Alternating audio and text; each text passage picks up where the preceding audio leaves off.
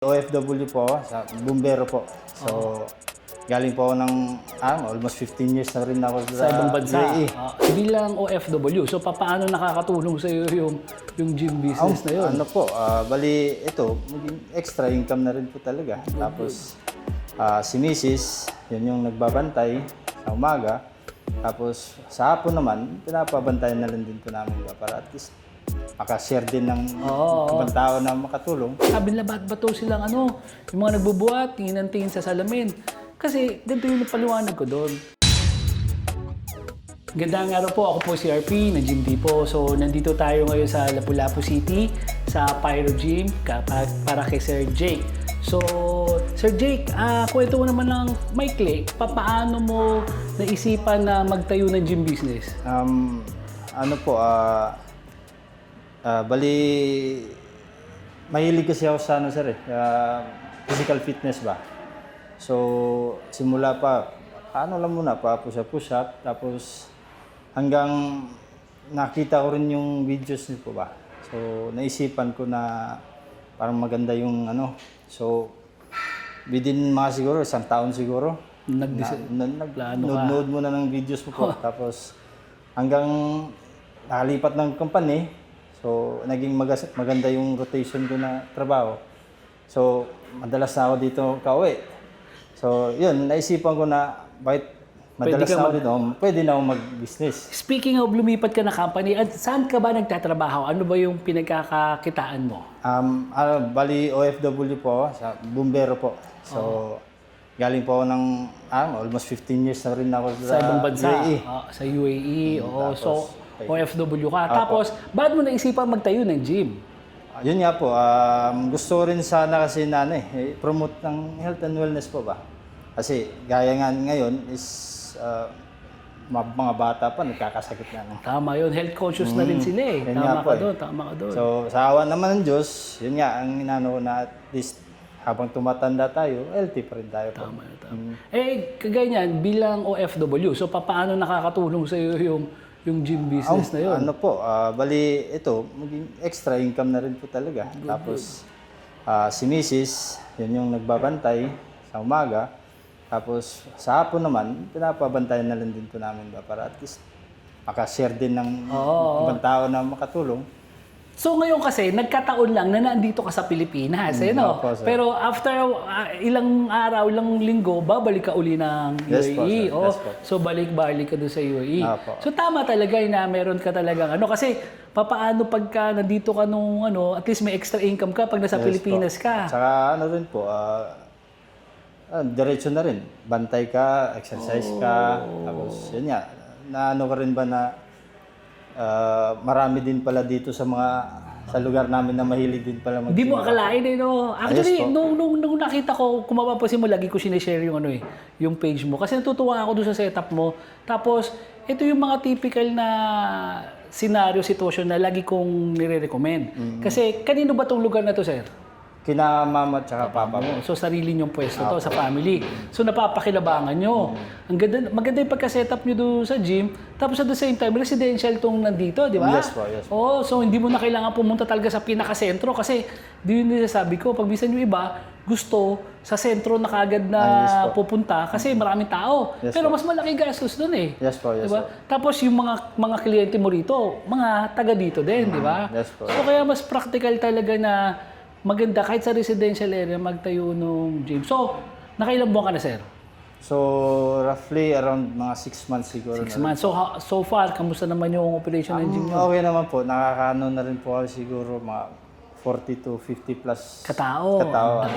Magkano ba per session sa inyo? Sa ngayon po, naka-promo kami. Nasa 50 sa students at saka sa mga senior. Tapos 16 naman sa regular. Pero yun nga, regular price sana namin is nasa 600, 800 sana yan. Not bad. Especially sa inyo kasi yung Yes po. yung pwesto na rin. At least dagdag din na income kina mama. Totoo yun. So, parang good yun. Kasi kanina, meron din ako si Sir Robert. Shoutout kay Sir Robert. May pinuntahan ako na kliyente. Kanya din yung pwesto.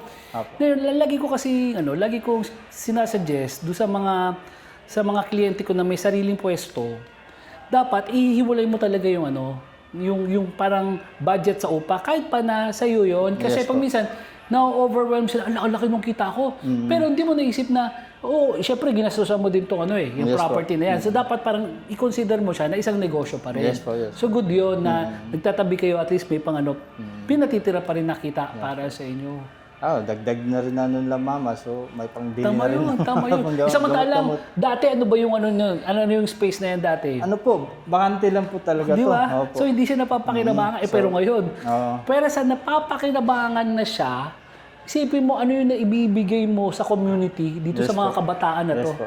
Di ba? Bawat tao na nakikita ko diyan na nagwo-workout, kinunan kasi natin, bawat isang tao na nakikita ko na nagwo-workout diyan ay isang tao na nailalayo mo sa hindi magandang bisyo. Yes po, yes. Di ba? Imbes na lululong sila sa ibang gawain, mas maganda na sa gym. Yes Although pag minsan addictive din yung gym di ba? Yes po, yes Mas mabuti pa na dito ka. Kagaya na sabi mo, tingnan mo to di ba, may firefighter ka sa ibang bansa. Yes po. Pero maski dito sa Pilipinas kasi, may mga kliyente akong BGMP. So maski sila, may mga sila parang semi-annual na physical fitness Yes po. exam, di ba? So kailangan mo physically fit ka. Tama po, kasi- Di ba? So ngayon, kung meron ka nito, di ba, natutulungan mo yung sarili mo na maging physically fit. At the same time, kung yun yung hobby mo, sabi mo, di ba, ikaw nagbabantay pag nandito ka, Yep. para ka hindi nagtatrabaho pagka gano'n. Yes po. Pag yun yung hobby mo, di ba? Mas magaan sa para pakiramdam ba? Totoo yun, di ba? Iba yung meron kang trabaho o meron kang negosyo na hindi mo hilig, para ka nagtatrabaho talaga mabigat, di ba? Hindi katulad nito. Na-miss ko talaga yung ganito setup ko kasi ganito ako nagsimula Actually, mas maganda yung setup mo, mas malaki yung setup mo. Pero ako kasi nung palibasa nung maliit lang yung gym ko, ang parang lang ako nakatambay. Parang nakaupo lang ako doon. Tapos, ang malupit pa nun, yun yung pinakamasipag ko na pinakamasipag ko magbuhat. Kasi, may mga times tinatamad ako magbuhat, di ba? Yung mga times na tamad ako magbuhat, may mga tropa dyan na darating na, tara, buhat tayo. Nahihingaan nyo katuloy magbuhat. Yun yung nagustuhan ko doon. Yun yung nagustuhan ko doon. So sir, ito, nag-additional ka na, di ba? Na may mga Yes, orders. po. Oo. So, hanggang ngayon, nagdagdag ka ng mga Unti-unti po. Tama yun, sir. Unti-unti mo na. Kagaya na sabi ko sa mga clients ko, nasabi ko dun sa'yo, pwede naman yun na kumikita na yung gym. Yung kita ng gym, pwede doon manggaling yung pambili mo ng mga additional. Ayos po. Di ba? Tabi-tabi lang. Tapos, pag nakaipon, yun. Tama yun. Ano naman yan, sir? Hindi naman siya gastos investment yan Habang dumadami yung equipment mo, lumalaki yung capacity nung nung gym mo. So sir, nakita ko yung concept mo, yung paano mo kinonstruct. Saan mo nakakita yung ganitong klaseng style ng nakita ko rin yung sa mga videos niyo po dahil more on warehouse gym po So ganda. ngayon, ito kasi matagal na rin po to Nakatingga lang, Nakatayo lang ng ganito. So, unang uwi ko, ni-propose ko agad kay Papa. So, pumayag naman din si Papa. Kaya, yun, umpisa ko na, mag-inquire na ng mga gamit, yan. Tapos, yun, salamat sa Lord na natuloy din, nagawa ko rin. Kasi, yun nga yung pinipreach mo umpisahan mo. May plano ka, pero dapat umpisahan mo. Kasi walang silbi pagka puro plano ka lang Di ba? Tsaka isipin mo to, yan ang kagandahan doon sa napili mong negosyo. Una, isang beses ka lang nagkapital. Tapos araw-araw na datingan yung mga tao. Ngayon, nag-ikot ako, mga 2 o'clock pa lang. Ilan na yung tao na nandiyan sa loob? Siguro may mga 10 na ata. May get. Makita natin sa video pero malupit niyan, sigurado ako mamayang alas 4 o alas 5, mas maraming tao dyan. Yung time na pinakamarami po, yung mga 6 to 5, diba? 5 to 8. Oo, isipin mo yun. Tapos isang beses ka lang namuna, isang beses mo lang inayos siya, tapos tuloy-tuloy na lang na kumikita siya. Yes po, yeah. Yun yung kagandahan dyan. Plus sabi ko nga, maganda yung naibibigay mo sa maganda yung naibibigay mo sa community. Yes po. Tapos promote ng mga estudyante ba na imbis sa Tama iba, yun. Kasi ngayon, sa At least totoo dito lang, na. dati, nung kapanahonan ko, ang kinakatukotan ng mga parents ko, drugs. Pero ngayon kasi, hindi lang drugs yung nandiyan na pwedeng pagkaabalaan ng mga bata. Ako, opinion ko lang to yung mga nakaka-addict na rin yung mga video games yung mga computer na yan Mabuti sana kung nade-develop yung mga bata. So, kung meron kang ganito, mas nahihila mo yung mga bata na mas maganda yung pinagkakaabalahan nila. Yes po. Tama po. Kasi ngayon, puro cellphone eh. Totoo. Tayo pang magano sa mga anak natin na, oh, labas kayo, labas. Hindi katulad ng kapanahon natin. Tayo, pumasok kayo kasi para na sa labas tayo. Eh, di ba? Hanapin pa, papaloon para umuwi. Oo, ngayon baliktad na talaga. Sila na yung pinapalabas natin kasi lagi na sila nasa bahay. Tapos tingnan mo to, pumasok ako dito, ang daming bata. Parang majority rin ng Mga kliyente mo. estudyante po, kasi malapit din sa mga schools ba? Kaya yun yung punto ko. Na hindi mo kailangan talaga na hindi mo kailangan talaga na highly commercialized yung lugar. Ito residential to eh. Yung kalsada pa kung mamaya papakita natin. Kung makikita nyo tong lugar nila Sir Jay kasi nandun nga sa kalsada pero papasok ka pa ng konti, di ba? Yes po. Papasok ka pa konti. Pero dinadayo ka pa rin, ang dami pa rin tao, di ba? Unti lang po, pa-promote ng promote, videos ng videos. Sa labas ba may signage ka? Meron po ng tarp pero nalaglag po Okay. nung sa bagyo. Napansin ko din yun. Pero tingnan mo to. So basically, wala kang tarp sa labas. Pero pinupuntahan ka pa rin ng tao. Bakit? Ayun nga. Kasi alam nila na naandito ka na. Yun yung sinasabi ko kasi na kahit anong ganda ng produkto mo, kung di nila alam na nandito ka, hindi ka nila pupuntahan talaga. Kaya maganda yung siguro na naging mga marketing mo. May mga promo ka ba ginawa dati dito? Opo, gaya nung yung sa starting namin, nag-promo kami ng 50-60 kasi nga yung sa promotional na starting. Tapos papalaro din. Tapos ngayon po, actually mag-tournament po kami ng 20 ngayon 13, Sabado. Anong event yan? Strongman? Physique. Pisik. Oo nga.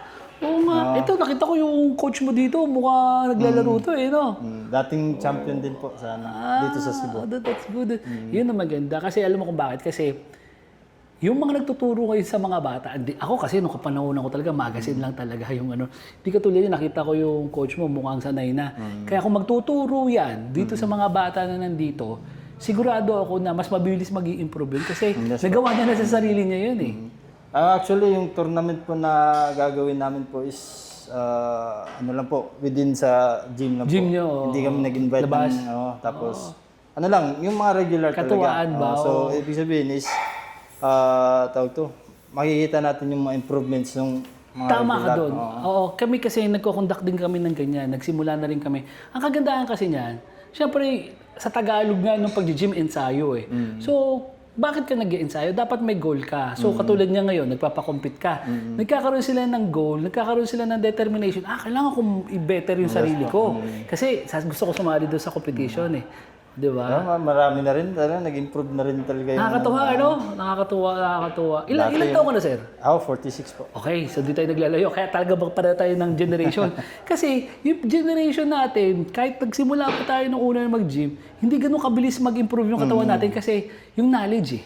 Yun nga po. Kulang tayo sa knowledge. Hindi ngayon, may internet na eh. Tapos kita mo yung mga tao sa sarili nila, nagagawa nila. Ang bilis. Kaya nakakatuwa ngayon. Nasasabi mo na, ang dami mo na nakita ng mga improvement. Yes po. Dati, medyo malalaki. Tapos ngayon, Di ba? Alam mo, kailangan yun, kung ako yun, talagang magiging proud talaga ako sa ganun talaga. Kasi yung mga bagay na ganyan, kaya ito yun eh. Ito yung rason ko. Bakit ba, sabi nila, bakit ba to silang yung mga nagbubuhat, tingin ng tingin sa salamin. Kasi ganito yung paliwanag ko doon. May mga tao na may pera, kayang maging hobby, magpaganda ng kotse, magpaganda ng motor, setup. Pero may pera sila, gagastusan nila. Pero para mapaganda mo yung sarili mo, kahit may pera ka, kung wala kang willpower at kakayahan mapunta sa gym, hindi mo magagawa. Yung proud ka kasi sa sarili mo. kailangan mo pa rin talaga na Diba? magtrabaho. Totoo yun. Tatrabahuin mo talaga. Tatrabahuin mo talaga. Kaya mas proud ka na napaganda mo yung katawan ng mga tao dito. Di ba? Kasi maraming may gusto. Pero hindi lahat na-achieve yung goals nila. Yes po. Hindi katulad dito sa inyo. I'm thinking na 6 months ka pa lang na nag-ooperate dito, di ba? So sir, bago tayo magtapos, baka may maipapayo ka doon sa mga ibang mga nagpaplano na magtayo ng gym, especially doon sa mga yung mga kagaya mo na may trabaho sa ibang bansa, yung OFW, ano maipapayo mo sa kanila? Ano lang po sir, gaya ng naumpisahan ko po is nanood muna ako ng mga videos, so, aralin nyo muna. Tapos pag nakapag-decide na rin kayo, so yun, umpisahan nyo lang. Kasi along the way, matututo naman din tayo eh. Yun lang naman ang ano, kasi yun nga, mahirap maghintay ng perfect timing ba? Walang ganun eh, no? Walang ganun. Kailangan gawin mo yung time na perfect para sa'yo. Tama yun. Tsaka sir, kagaya nun, natutulungan namin kasi yung ano, yung mga gagaya mo na pagbisan, syempre takot, paano mag-start ng gym business, kagaya na sabi mo nga, napanood nyo yung ibang mga videos ko. So kami, hindi kami madamot magbigay ng gym Yun nga po, advice. isa rin din po eh. Kasi along the way na yun, nagbe-message na rin pa ako. Di ba? Tapos Hindi natapos yung communication natin na na-deliver eh. Kasi yes po. usually, kahit sa business, madalas yan, pag-deliver ko sa'yo, pag-deliver nung mga gamit, nawawala na ng communication yung ano eh. Ibig mo, 6 months, ito ako ngayon, nandito ako sa'yo. Saka continuous yung communication natin. Malaking bagay yung ano po, yung guidance ba na nabibigay niyo po habang tumatakbo yung ano Salamat. ba. Salamat. Kasi kagaya nung ganun, sabi ko nga mamaya, pakita natin yung ano, katulad nung instructor mo. Yung tinuturuan niya, may option yun. It's either siya na lang mag-isa ang mag-gym, walang magpapaturo. Versus magpapaturo ako doon sa instructor mo, so sino sa tingin mo yung mas mag-i-improve? Yung hindi nagpaturo o yung nagpaturo? Di ba? So yun yung ginagawa ko ngayon. So pwede ka pumasok sa gym business ng, bahala na. O pwede ka pumasok sa gym business na i-guide namin kayo. So yung mga pagkakamali namin, at saka mga success story namin, na-i-share namin. Malaking bagay niya po. Kasi, tawag to, may ano na ba? May guidance ba? Oo, totoo yun. Sana nga ako noon, ganun din ako noon. Pero hindi, I learned, kumbaga, malaki yung matrikula ko ba, yung mga mistakes ko. At least, na-share ko sa inyo, hindi nyo At nagagayahin. least ngayon, sir, bawi na. Kayo naman ang tuturo. Yun naman ang gusto ko. Kasi ang gusto ko lang ma-share yung ano, kung ano yung na-experience ko. Kaya ako, sa totoo lang, challenged ako. Lalo na yung kagaya mo na, kaya ako pumasok sa gym business kasi napanood kita eh. So more or less, parang I feel responsible na kaya ka pumasok sa ganitong business kasi nainganyo kita. So mas gustuin ko talaga matutukan na maging success kayo kasi nung original, kung di mo napanood, hindi ka pumasok. So parang more or less, para akong obligated din na mapa-improve ko kayo. So, sige sir. So, sir, maraming salamat sa oras mo. din po. Dito yung huli kasi, dito lang sila sa sa likod lang ng airport. So, definitely, pagka bumupunta ako dito sa Cebu, dito lang din kami maglaland. Actually, may dinaanan ako dito. Galing ako ng CCLEX. So doon sa may Cordoba. So sa tingin ko mas mabilis ang biyahe na yan eh kasi parang diversion road yung dinaanan ko eh. Opo, yung ano, kasi pag malayo rin kasi biyahin papuntang Talisay. Tama, kung maglalapu-lapu ako Mandawi, di ba? Oo. So Talisay, diretso ng CCLEX. Oo, kaya sabi ko nga, first time ako nakadaan dyan. Sa tingin ko, mas practical na dyan dumaan. Sige sir. Sir, maraming salamat. Maraming salamat din po. Thank you. Salamat.